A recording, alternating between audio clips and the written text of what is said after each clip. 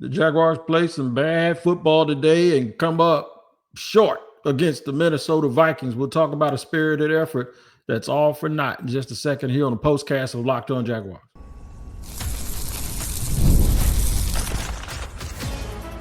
You are Locked On Jaguars, your daily Jacksonville Jaguars podcast. Part of the Locked On Podcast Network, your team every day.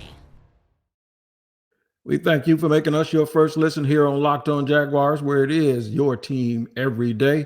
And always happy to bring you post-game action here on the postcast of Locked On Jaguars. Here's where we're going. They're a bad football team. Y'all knew that coming into the day, but today is just like the exclamation point on that. Spirited effort doesn't mean much. No Trevor, no offense.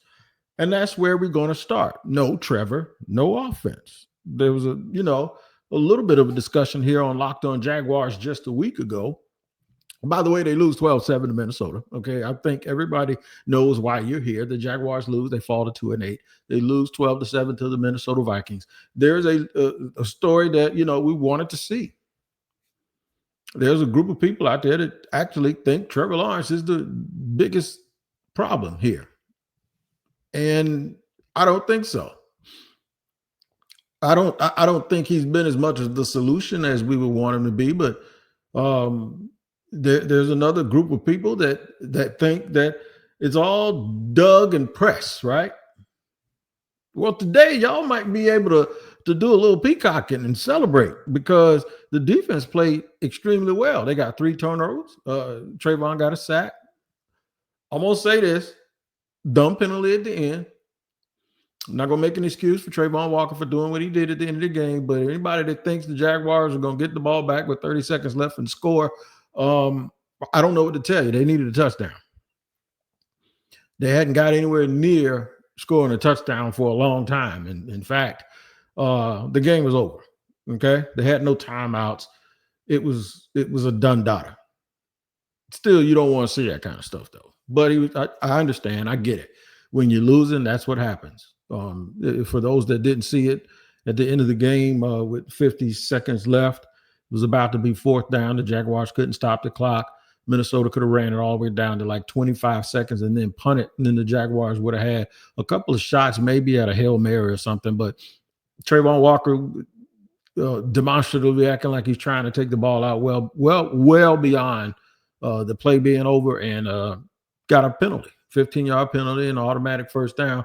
But that's just a microcosm of who they are. That's one little scenario of who the Jacksonville Jaguars are. They do things that bad football teams do, and they do that because they are a bad football team. However you want to shake it. The news of the day, of course, was that Trevor Lawrence didn't play and Mac Jones got the start. So some of the talk coming in was, let's see what happens when Mac takes this team down the field. And sure enough, he did it early and they got 7 points.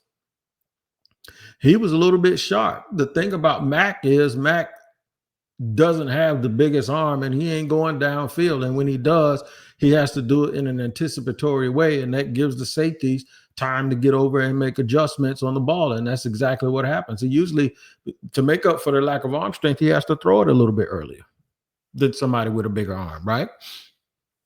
And it just doesn't work out. So Mac Jones isn't the answer here. If y'all thought it was like, well, maybe, there's so much talk about whether or not Trevor Lawrence and Doug Pederson have this little thing going on. And even if they do have that little thing going on where they really don't see eye to eye, the question then becomes, is that causing them to lose or is that causing some sort of disconnect? Because when you watch the games on Sunday, it just seems like something is a little off. So the talk was maybe if they get another kid in here that's a former first-round pick, Trevor's out, he's going to be banged up. And maybe there was even some, innuendo that Trevor was like, oh, okay. So y'all think it's just me, huh? Put the other dude in there and see what happens. What happens is 3 points or 7 points. Less than 200 yards total offense. I'll give you all of those stats on the other side of our little intermission that we have to have here. But it's just, they're terrible. They are just not good. I'll do team stats. Individual stats doesn't even matter. Mac Jones threw for 111 yards. He threw it 22 times, 111 yards, no picks. I was a little disappointed that they only found Brian Thomas Jr. 2 times for 12 yards. This is what people are talking about when they're criticizing Doug Pederson, by the way.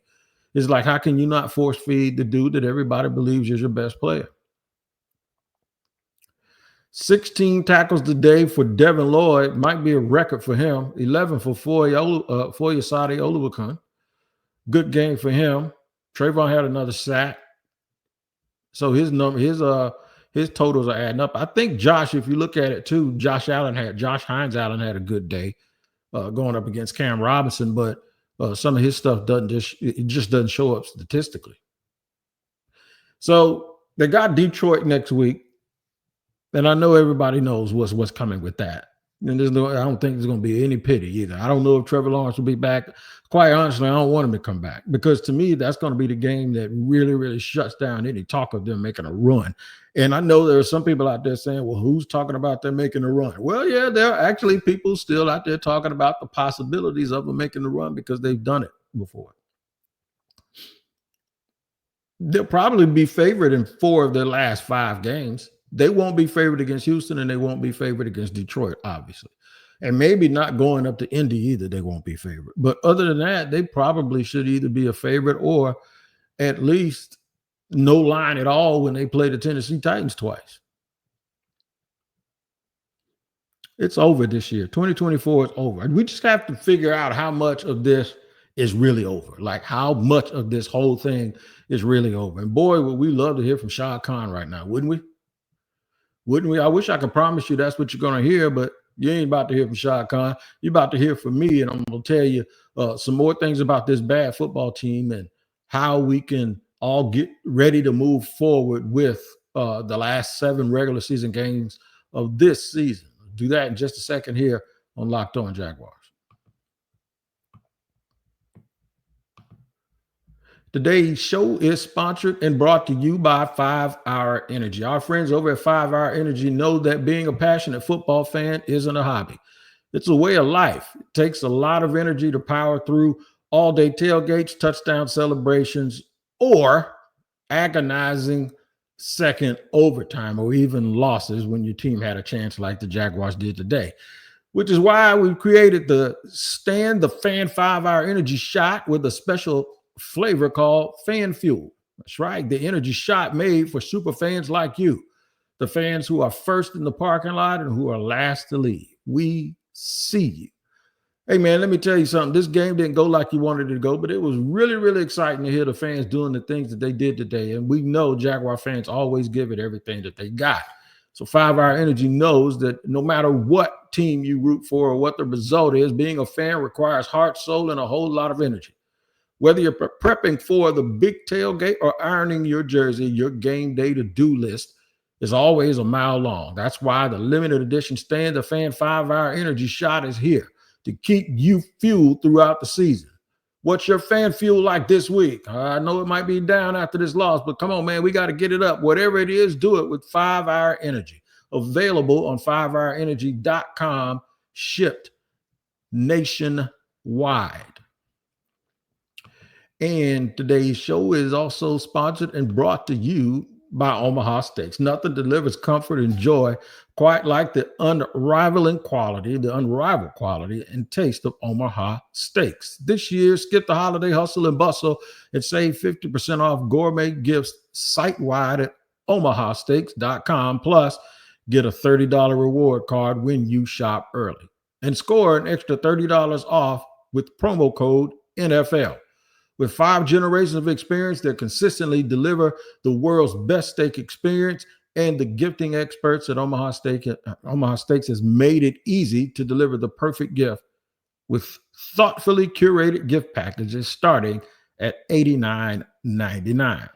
From legendary steaks to mouth-watering desserts and more, save 50% off site-wide at omahasteaks.com. Plus, our listeners get an extra $30 off with promo code NFL and $30 reward card when you shop early. That's 50% off at OMAHA steaks.com. and an extra $30 off with promo code NFL. Minimum purchase may apply.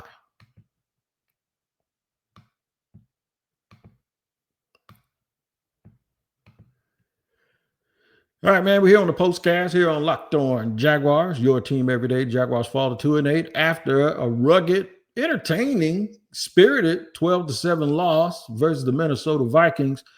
And two really, really good defenses battled at it all day long. The Jaguars actually had some okay plays, and then they had some things that they didn't do well.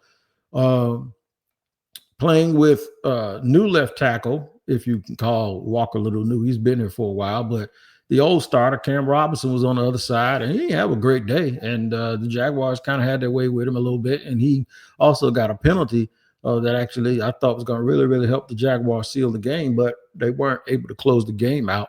But at the end of the day, it's just a team that I think is, at this point, you can say it's poorly coached. You saw some things come alive defensively, guys that have made plays today that had not made plays all season. So that was a breath of fresh air. The defense, they ran around, and I didn't really notice. I saw it, but it wasn't as noticeable that they were doing all of that substituting like they were doing before, because they were playing well. So you don't notice stuff like that when those guys are actually out there making plays. But still, it's not enough. The Jaguars aren't very good, and now the watch begins. And what do I mean by the watch?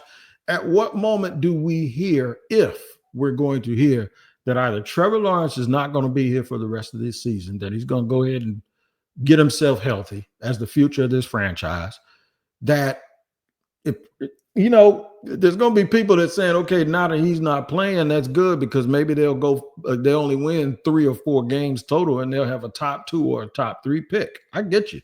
Coming into the day, there were 9 teams with 2 losses. With 2 wins, and Jacksonville was one of them. And they're still one of them. I got to go through here real quick to see, as I look at these statistics, the team stats that I promised you guys that I was going to give you. Time of possession has to go to the Vikings. They at one point they had more plays in Jaguars territory than Jacksonville had the ball. Yeah, listen to this. I don't even think I've ever seen time of possession look like this before. 42 minutes and 19 seconds to 17 minutes in favor of the Minnesota Vikings. And most of the time they were losing. That's the amazing part about this game, that even when the Jaguars actually do some stuff right or things go against them, they still can't get out of their own way. The Jaguars had 143 total yards of offense, 402 yards for the Minnesota Vikings. Penalties, the Vikings had 6, the Jaguars had 3. Get this, first downs, Minnesota 28, Jacksonville 10.